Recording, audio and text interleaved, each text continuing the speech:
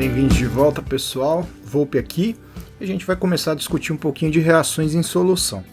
Nosso principal propósito nessa parte é justamente aplicar um pouco dos cálculos que a gente tem feito no assunto, no tema de estequiometria, certo? Então a gente vai fazer uma breve discussão simples, conceitualmente aqui, sobre soluções, alguns tipos de reação e depois a gente parte para os cálculos, né, para a análise quantitativa. Muito bem, então pela definição, uma solução é uma mistura homogênea na qual as moléculas ou íons dos componentes estão completamente dissolvidos. Uma solução é formada por pelo menos duas substâncias, o solvente, que está presente em maior quantidade, e o soluto, que está dissolvido ou solubilizado no solvente. A água é o solvente típico mais comum, a gente coloca aqui. E, assim como o soluto, o solvente pode estar em qualquer estado físico. Então é interessante a gente observar através dessas três imagens que nós estamos muito mais acostumados com soluções no estado líquido, obviamente, pelo cotidiano. Mas essas soluções, elas podem, de acordo com a definição, serem contempladas por sistemas gasosos e até sólidos. Depois vocês pensem sobre essas imagens, a gente discute na parte ao vivo. Então aqui uma classificação, uma subclassificação de soluções de acordo com a sua concentração. A gente tem que soluções podem ser classificadas em saturadas, não saturadas e supersaturada com relação à sua concentração limite de soluto presente, certo? Desde que essa solução não apresente nenhum corpo de fundo, ela permaneça com o seu aspecto homogêneo.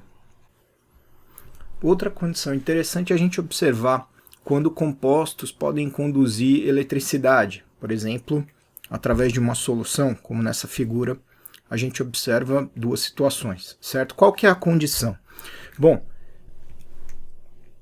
para isso, a gente define o que a gente chama de substância eletrólito, que pode ter a característica forte ou fraco, estando presente em maior ou menor concentração no meio, e substâncias não eletrólitos também, por exemplo, como covalentes, como substâncias covalentes. Então aqui você está vendo, por exemplo, uma substância iônica, um sal, sendo solvatado, né? E na medida que eu tenho a possibilidade ou dou mobilidade para esses íons em solução ficarem livres, eu passo a ter entidades de carga que podem ser organizadas num fluxo através de uma diferença de potencial. Isso vai criar corrente elétrica e essa substância vai ser chamada de eletrólito. Entrando no aspecto da previsão de reações químicas em solução, a gente precisa lançar mão de algumas informações. Por exemplo, das regras de solubilidade, se essa é uma reação de formação de precipitado. Então, esse caso aqui é o primeiro exemplo. Você vê duas soluções, né, que são absolutamente límpidas, né, sem coloração, de nitrato de chumbo e iodeto de potássio. Na mistura das duas, eu tenho uma formação nítida, né, de uma substância com uma cor intensa, amarela, bem característica. Então o que está acontecendo nesse caso? Eu tenho aqui os íons livres em solução nos dois casos, então para o nitrato de chumbo e para o iodeto de potássio, e eu percebo que um dos produtos formados aqui da mistura dessas soluções é um sólido, é um precipitado, é um sal insolúvel em água, é o iodeto de chumbo. Para saber essa previsão, se eu tenho, por exemplo, a formação de um precipitado, eu vou consultar uma tabela de regras de solubilidade, por exemplo, que está em qualquer livro de química geral. Então aqui nós temos um exemplo dessa reação acontecendo no tubo de ensaio, então uma solução misturada a outra. Nitrato de chumbo com iodeto de potássio. Imediatamente a gente observa a formação de um precipitado bonito, amarelo, bastante insolúvel, né? Que é o iodeto de chumbo. Então aqui está em câmera lenta, está bem bacana para a gente observar esse experimento. Certo? Mais uma gotinha aí para a gente ver. Não deixa dúvida nenhuma a formação de precipitado, a reação de precipitação. o que nós temos interesse aqui nas reações, por exemplo, de precipitação, é extrair uma equação iônica líquida. O que ela representa, essa equação iônica líquida?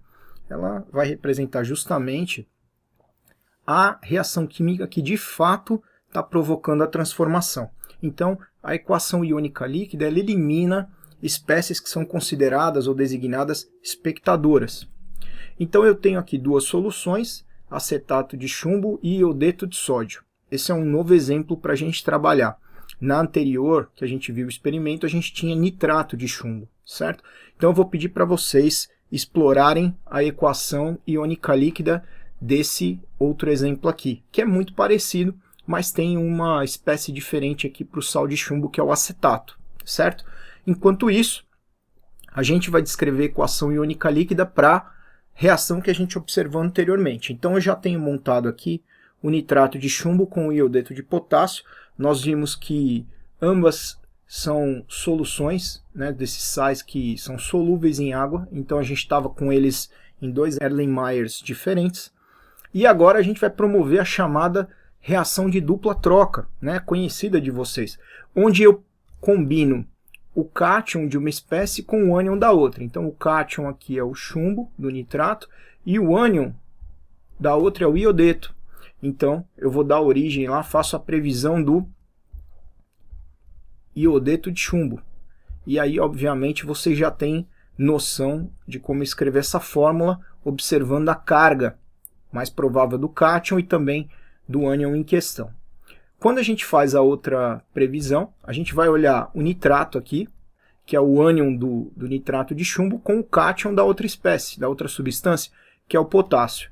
Então, quando eu for escrever aqui o nitrato de potássio, eu vou ver que tanto o nitrato quanto o potássio tem carga mais 1 e menos 1, e eles ficam numa relação 1 para 1 aqui, e eu vejo a necessidade de promover o balanceamento dessa equação química. Então, talvez se a gente colocar aqui 2 no nitrato de potássio, já que temos 2 nitratos aqui, aqui nós seguramos o 1, aqui nós temos que colocar 2 por causa do potássio do outro lado, e com isso a gente já balanceou o iodo, segurando 1 nesse coeficiente. Parece que esses são os coeficientes de balanceamento dessa equação, certo? Quando eu faço essa previsão, basta eu verificar nas regras de solubilidade se alguma dessas duas espécies, por exemplo, ela é insolúvel em água. Quando eu vejo lá, nessa tabela, todos os nitratos são solúveis. Então, eu sei que esse sal ele vai estar na forma dos íons livres. Então, eles vão estar em solução. E eu verifico que o iodeto de chumbo, por exemplo, ele é um sal insolúvel. Isso vai estar designado para a gente na tabela de regras de solubilidade. E aí eu faço a minha consideração quanto ao estado físico. Quando eu for escrever essa equação, eu vou colocar as espécies que são solúveis em água. Então eu estou colocando aqui Pb2+, mais 2 mols de nitrato, mais 2 mols de potássio, mais 2 mols de iodeto, resultando em, eu tenho um produto que é sólido, ele não é dissociado, ele é insolúvel, então ele permanece com essa característica que é o PbI2, mais 2 mols de potássio, mais 2 mols de nitrato. Aqui também aquoso, certo? Quando eu for verificar o que eu tenho do lado esquerdo e o que eu tenho do lado direito, eu posso cancelar as espécies chamadas espectadoras, que eventualmente são aquelas que não participam da transformação. Elas estão iguais, tanto nos produtos quanto nos reagentes, em iguais quantidades. Então eu percebo que são essas espécies os íons nitrato e também quem? Os íons potássio. Quando eu elimino os espectadores, eu estou em condição, então, de escrever a minha equação iônica líquida, que nesse caso fica chumbo 2+, aquoso, mais 2 mols de iodeto, aquoso, resultando em iodeto de chumbo sólido. Aqui, como resultado da equação iônica líquida, eu vejo a equação química que representa de fato a transformação que houve nesse processo. Então aqui nós temos uma tabela de solubilidade, né, para compostos iônicos em água, e a gente tem, por exemplo, ó, aqui eu tenho todos os compostos de metais alcalinos, grupo 1, são solúveis, certo? Todos os sais contendo essas espécies poliatômicas aqui, ó, amônio, nitrato, perclorato, clorato, acetato, são solúveis. Aí eu vejo a situação que a gente trabalhou ali, ó. Todos os cloretos, brometos e iodetos são solúveis, exceto quando combinados com prata, chumbo 2, mercúrio 1. Então, o iodeto de chumbo é uma exceção dessa regra, então a gente classificou ele como insolúvel naquela reação anterior. Certo? A gente tem aqui embaixo para os compostos insolúveis, né? Por exemplo, hidróxidos metálicos e outros sais contendo, por exemplo, ânions poliatômicos e sulfeto, certo? A gente não precisa decorar, a gente sempre vai ter acesso a essa tabela e, diante de uma equação química, a gente vai procurar as espécies que eventualmente estão classificadas como solúveis ou insolúveis, no caso de uma reação de precipitação, para a gente fazer essa previsão. Os outros tipos de reação química que a gente vai abordar em solução são ácido-base e formação de gases, além da precipitação.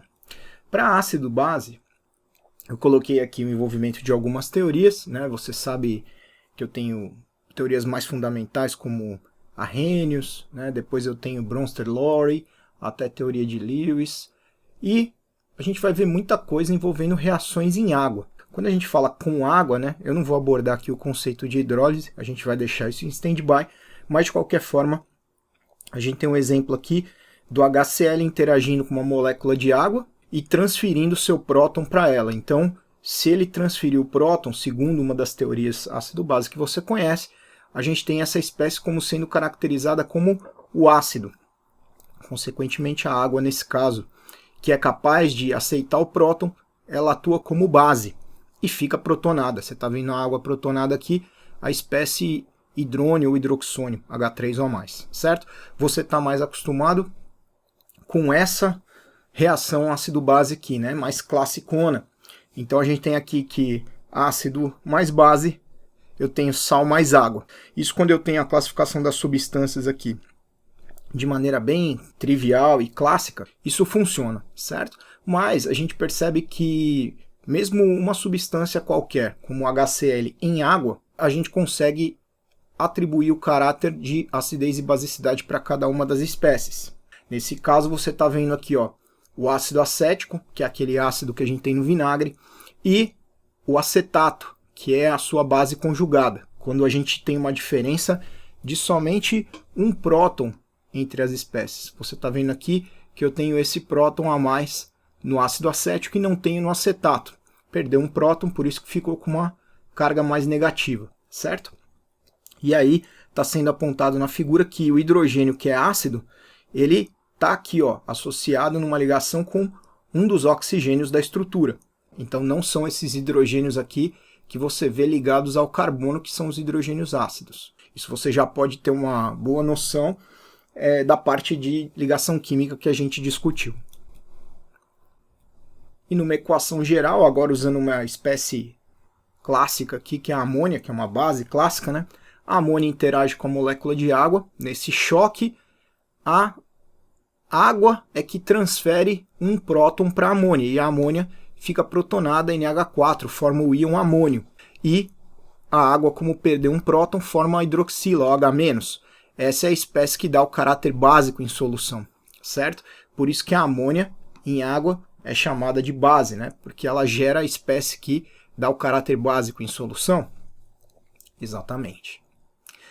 Nessas previsões, né, de reação ácido-base, aqui eu tenho a escrita da equação agora colocando a amônia em meio ácido. Ó. Você está vendo que aqui eu tenho NH3, a amônia em solução, encontrando o H3O+, que é a água protonada, é a espécie ácida ali que dá o caráter no meio. Então, nessa condição, Se a amônia é a base, deixa eu escrever isso para vocês, a amônia é a base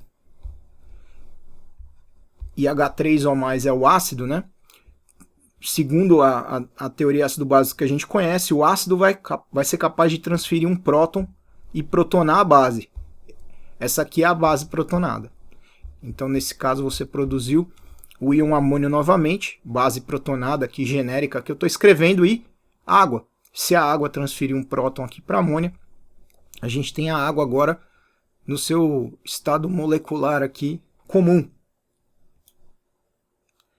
E aqui um exemplo de espécies que são um ácido fraco, que é o ácido acético, e uma base clássica que a gente está vendo, que também é uma base fraca, a amônia não é uma base forte em solução, né, em água. E, de acordo com o que está acontecendo nesse choque aqui, né, você viu que o ácido acético perdeu o seu próton para a amônia. Então, sempre de acordo com as nossas classificações, ó, o ácido está transferindo um próton para a base, que está ficando protonada. Então aqui eu tenho a formação da base protonada, e o ácido que tinha um próton a mais e agora formou o acetato, né, o ácido acético formando o acetato, a gente chama ele de ácido menos aqui, certo? Na verdade a gente dá o nome para essa espécie de base conjugada desse ácido aqui, ok? E para finalizar, a gente tem as reações de formação de gases. Você está vendo que esse tipo de reação ele pode ser identificado rapidamente num caráter visual pela evolução de gás. Por exemplo, essa formação de bolhas, aí, como você está vendo, tanto na imagem da esquerda quanto pela direita. Eu vou exemplificar uma reação desse tipo para vocês, principalmente associada a essa imagem da direita aqui, e queria saber qual material que vocês estão achando que se trata essa imagem aqui. Então, para oferecer esse exemplo, eu coloquei aqui justamente o carbonato de cálcio reagindo com ácido clorídrico. Aquele material parece um mármore, né? Então a gente tem na composição, né, uma grande quantidade, por exemplo, de carbonato de cálcio. Tá? Então eu tenho a reação com ácido clorídrico, e o que eu tenho aqui como previsão? Se eu imaginar aqui a reação de dupla troca, eu vou fazer a previsão do cloreto de cálcio como um dos produtos. Eu verifico que os cloretos dos metais do grupo 2 aqui, como o cálcio, são solúveis, então eu coloco aqui o aquoso para ele, né?